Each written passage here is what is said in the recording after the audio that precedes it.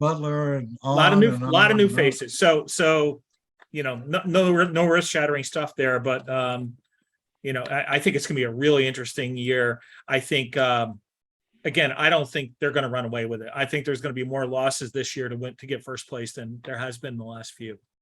I really do. I think there's going to be a lot of defeats on the road for these teams. Yeah. Tristan?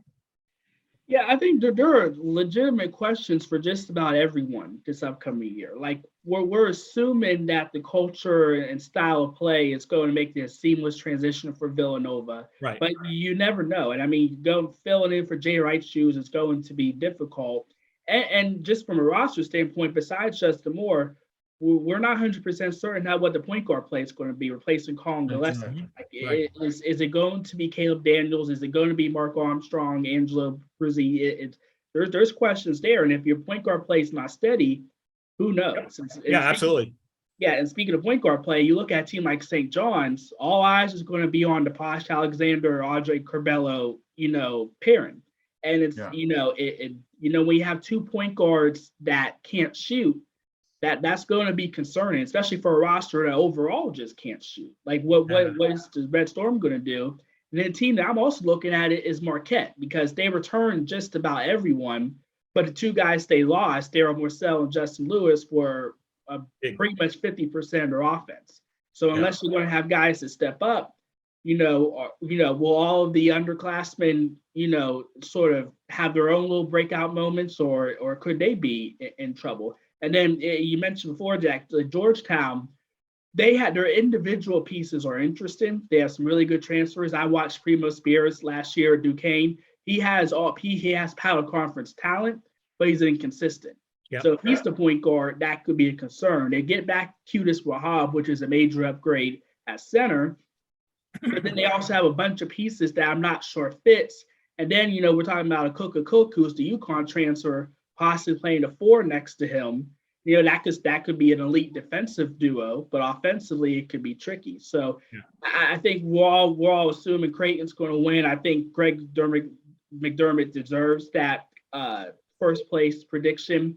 But again, if Bryce Hopkins, the Kentucky transfer, if he looks like how John Juzang did when he went to UCLA, and he becomes a star in his own right. You look at Clifton Moore, you look at Jared Bynum. I wouldn't be surprised if Providence is a top 2 team as well this upcoming year. I think they're flying under the radar because of how much they lost, but their starting lineup it can be very potent. I agree, and I think if you look, certainly they're losing something with Watson gone, but Croswell's a load, and he's gonna have an impact there, and so much of what Bynum runs is the pick and roll, and can Croswell come up and do it? It's just he's tough. He's virtually transferred in. It's been very interesting to watch the guy. Well, nationally, I think Biig East is only going to have the 3 that have been in most of the preseason way too early polls. We've got Creighton, Nova, and UConn in the way too early polls for the most part. One outlier has Prob, one outlier had X, and but for the most part, it was Creighton, Nova, and UConn. Now, when the coaches and the AP drop, and when Blue Ribbon drops, I think that those 3 will be close together. I don't think anybody will be in the top 10. I think both Creighton and Nova will be in the mid-teens, and then UConn in the low 20s or 20th itself. I don't see the pundits giving credit. But as far as the standing, I had the Jays, I had Xavier second, because they've got all those returnees and they picked up some good talent, and they had that run late. I expected them to be a very good team last year. They weren't until the postseason, and then they messed around and won the NIT, So I got Creighton, Xavier, Prob. 4th is Nova, 5th is UConn, and 6th I got Butler, mainly because of Mata, but they've got a fairly decent core of returnees, and they picked up 4 excellent guys out of the transfer, including the big center from NC State. So, and then the rest of the story, 7 through 11, the rest of them, you know. I think, Jim, it wouldn't be unsurprising that after the preseason, right? You're going to see them creep up in the polls. I mean, with few exceptions. I mean, you look at Creighton's, off-season schedule.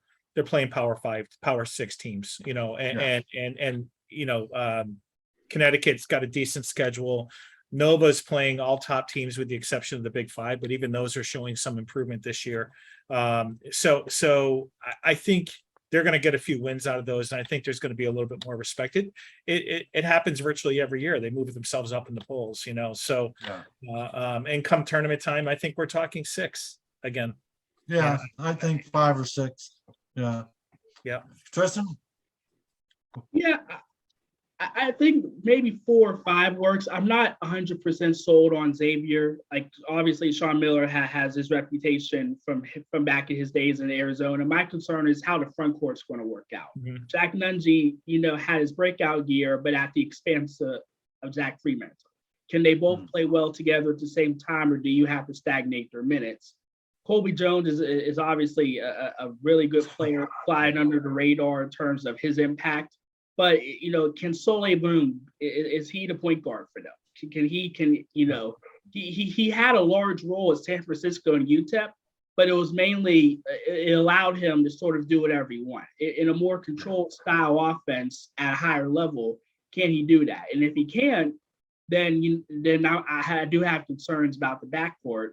And then, I do wonder, does Butler have enough talent this year to win it all? Like Chuck Harris is really good. Manny Bates, when healthy, is good. It's just looking at the rest of the roster. I think UConn, assuming the backcourt works out well, I think seeing what Jayden Gardner did when he transferred over from Virginia sort of gives me confidence that Tristan Newton can do the same thing at UConn and sort of stabilize that backcourt. And Adamas Nogo is going to do well. I think the obviously the top 3, and then I think Providence gets in.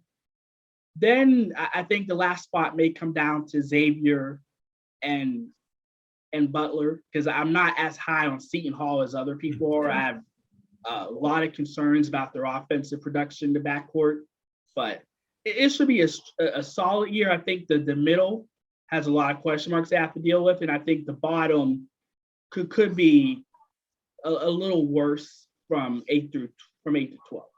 Yeah, I think will be worse.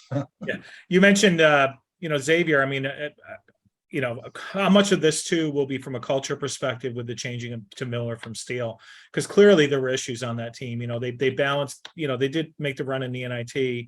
I like your comment about Nungy and Freeman playing together. Freeman seemed to check out, frankly, towards the end of the year. At least that's what I saw. But it comes down to, on their offensive side, is this a team that can shoot? I mean, they lived by the 3 and they absolutely died by the 3 during the Biig East.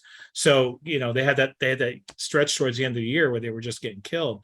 And is that something that, what does he does with their offense? Does he pound it more inside with that front court? He should, but I think that they really were aggressive from the 3. Kobe Jones is a player, absolutely. But it'll be interesting to see how that new backcourt works.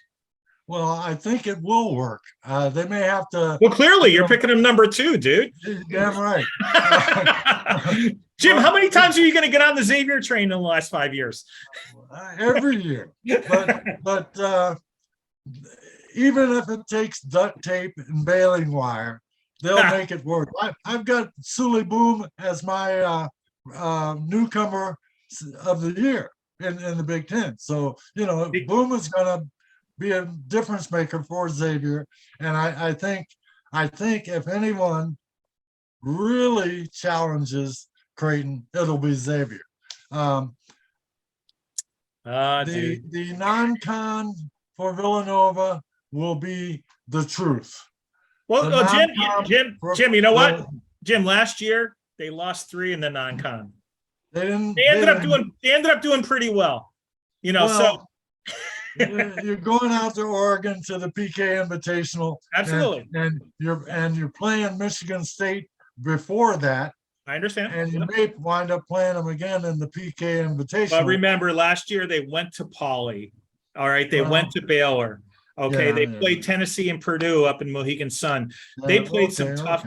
Yeah, so again, we're always going to disagree on that. You had Jay Wright. And yeah, absolutely. You Yeah, don't have Jay Wright. Are we changing culture, or are we just changing CEOs? I mean, that's the thing. So a little of both.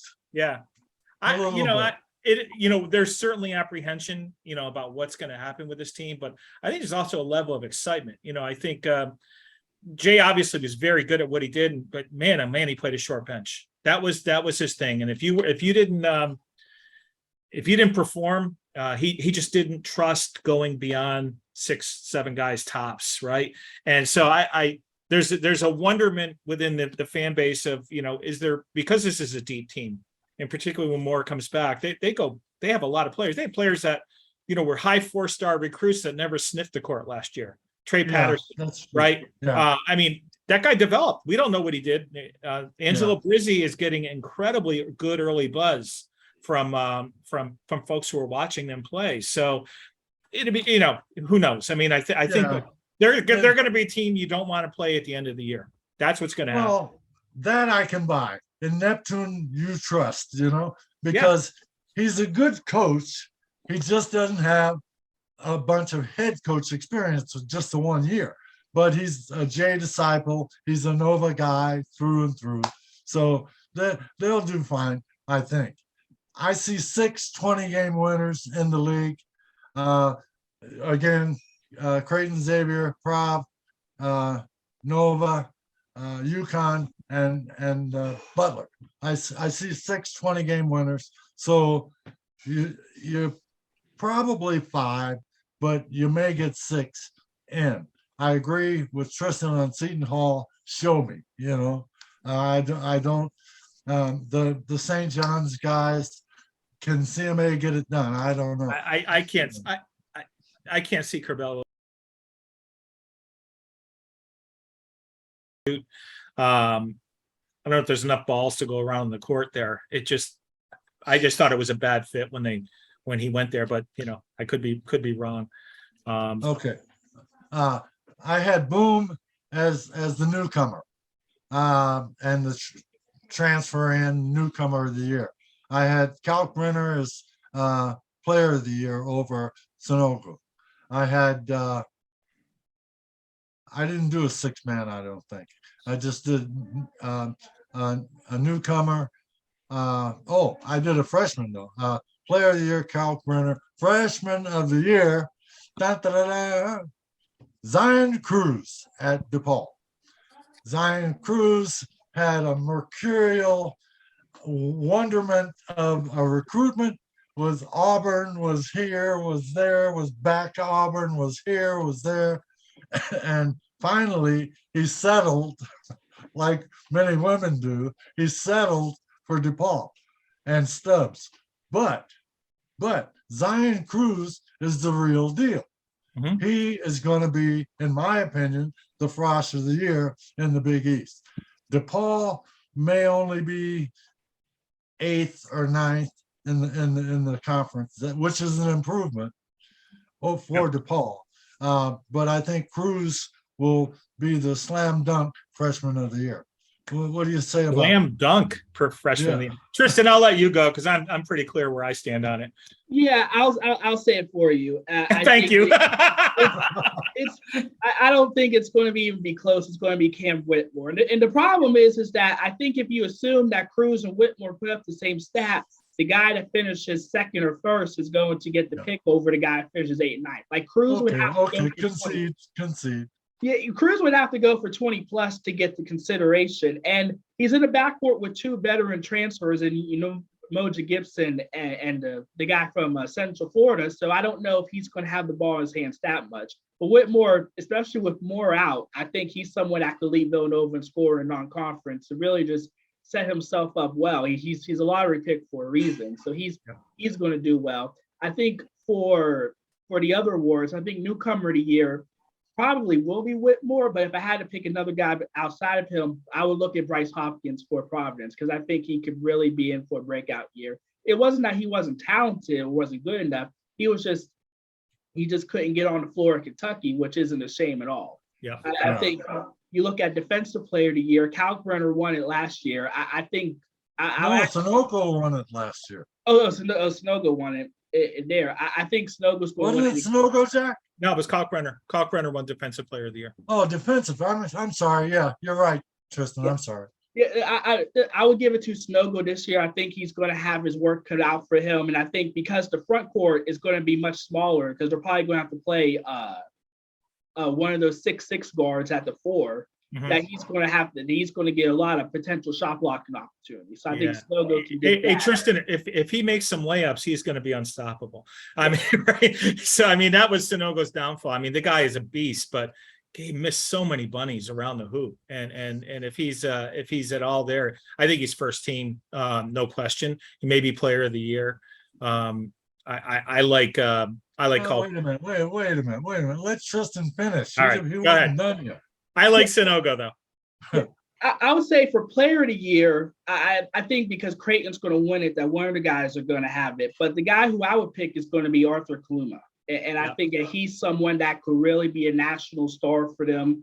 I think he has the best pro potential of anyone on the roster. And for some reason, Kalkbrenner doesn't get his national credit. I don't think that's going to change this year when you assume that Nembhard and the others sort of improve their game. I think Kaluma is a guy that can go for 17 and 8. And if he does that and sort of the leading scorer on the team, then I think he'll get the nod for Biig East Player of the Year. I think your choice of Kaluma is spot on. He is a more effective Jermaine Samuels was at the end of the year. Kaluma is a really, really good player all around. I think he's the secret sauce to that team. And how he goes, I think, is really going to drive them. Nembhard certainly is, a great little point guard, and Kalkbrenner is apparently practicing his threes now. But I think Kaluma is just a stud. And showed it. So he's gonna be high impact. I like I said, I think Sunogo is certainly there. Jared Bynum, I'd have on first team. I understand about Hopkins, but I think Bynum is going to be the go-to guy. From Nova, it's a question of whether Moore plays or not. And your favorite player, Jim, the guy who was the most improved player in the Big East last year.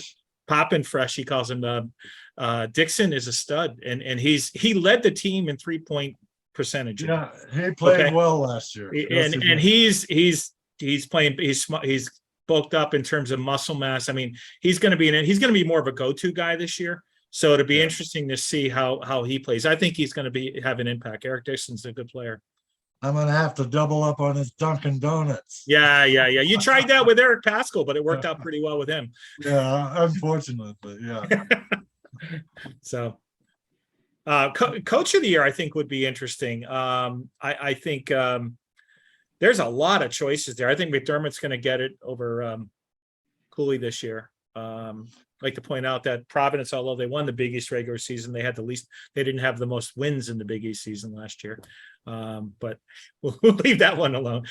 I think McDermott's arrived, and it's his time. I mean, Creighton has been snake bit by injuries as you got to the postseason for like 3-4 straight years.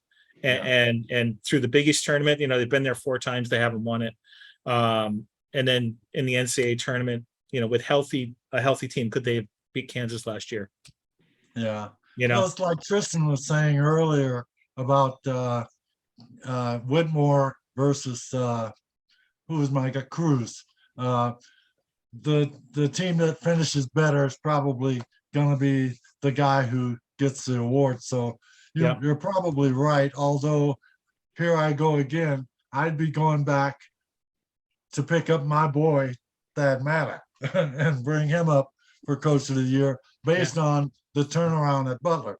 But again, if they're only 5th or 6th and somebody's 2nd or 1st, the guy who's 2nd or 1st is going to win it. Yeah, and it's not a shoo-in if you win the league, you're going to get Coach of the Year. I mean, we've seen that for a number of years because the expectation's there, right? So the expectation is they're going to win it. But I love Creighton's style, and I think again, if they stay healthy and their transfers in, Baylor is going to have a good impact on them in terms of shooting. I think they're going to make a run. Yeah, Jay really messed up stuff when he retired, because in the every year for the last 10, 12 years, it's been Jay Wright, Jay Wright, Jay Wright, Jay Wright. Well, since the reforming of the and- Biig East, they have won the regular season or the tournament every single year. Exactly, and you had Seton Hall's guy won one year Cooley. a Big East regular season. No. The only I don't think he did. They won the tournament. They won the Biig East tournament. Okay. Well, then he won Providence- 2. He shared COVID year regular season with Nova and Creighton, and he won a BET. Cooley's the only guy left who's won a regular season and a BET since reconfiguration. Yeah, the only other guy who won the regular season was the guy Xavier before. The guy at Seton Hall. No, the guy Xavier won it in 2018 when Nova won the national championship. Okay. Yeah. They won it. Shame on me, I'm forgetting his name. He went to Louisville. Who was the coach that went to Louisville? Yeah, and then left recently. So anyway, that's But so that makes Cooley the dean of coaches now, because he's the only one that's got a championship regular season and a BET. And he won recently, so that elevates him to the top. There was a poll out that somebody put together, putting McDermott up there with Cooley, and I said no, because he still has some winning to do. Sure, and I think, frankly, Jim, both of them have some winning to do in the postseason. Well, with Jay just now leaving last week, now they have an opportunity to maybe do that. When he was here. Maybe a higher seed will help, right? So that's you never know, but it's also seed and matchup, so sure, you never know. Tristan, any parting shots? Yeah, just to add on to the coach of year discussion, I think if Creighton wins the league by 3 or more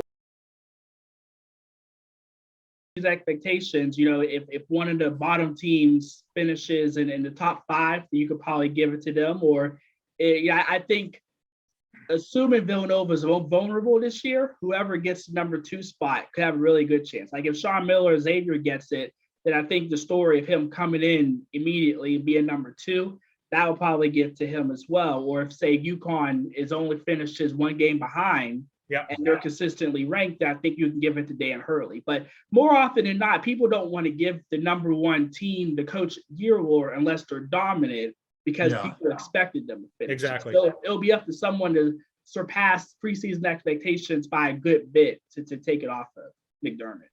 Fair enough. Okay. Jack, last shots? No, I think it's other than I think it's going to be a really interesting season. I mean, everybody takes their gamble on what's going to happen during the year. Every year we do this, and there still seem to be some surprises, but I'm looking forward to this season. I think there's a lot of talent, in the top 7 teams. I think there's going to be some great games. I've already got tickets to a few. Can't wait till Creighton shows up on the 25th in the Wells Fargo Center, Jim. In the Wells Fargo Center, sir. I know, yes, Jim. You'll yes, finally sir. you'll have a shot to win. Exactly. That's so the I only think, place we beat them at. In Philadelphia, can't beat them at Palestra, can't beat them at Finneran, can't beat them at the YMCA, but we can beat them at the Wells Fargo Center. Hopefully Ethan Raggy's walking back through that door for you. Then absolutely you got it. So I'm thinking I think there's going to be some really close games, some great games in a bloodbath this season. I think it'll be a fun season to watch, and it's going to be lots of comments on the Holyland of hoops. That's for sure. Yeah, Field of 68 is doing their almanac, a second-rate blue ribbon. And blue ribbon should be coming out, the electronic version, any day now. But did you see the Lindy's cover the other day?